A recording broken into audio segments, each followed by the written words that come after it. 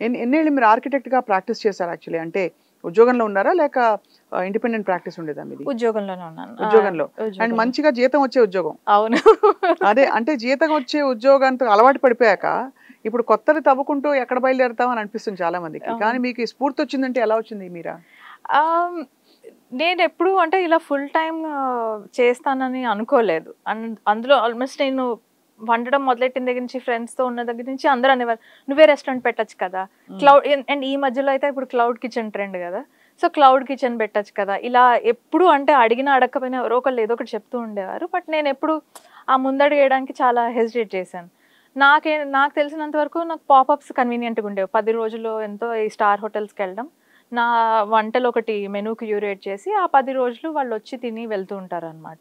So, అక్కడ regional అంటే ఎవరికీ తెలియనివి. ఇప్పుడు సపోజ్ పాటోళి ఉంది. అబ్బా! అసలు ఎవ్వరికీ ఎన్నేళ్ళకి ఐడియా చెప్పారో. గూడా ఉండదు.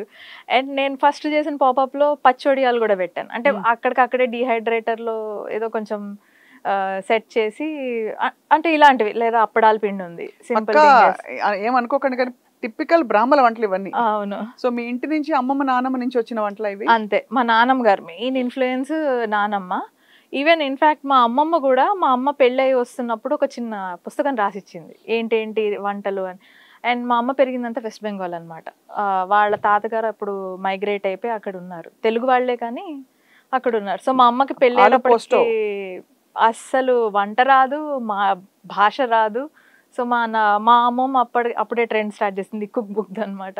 ఒక చిన్న పుస్తకం రాసి ఏదెలా వండాలి అన్నది ఇచ్చింది. ఇప్పుడు అది నా దగ్గరుందనమాట. నా హ్మ్. ట్రెషర్ అది.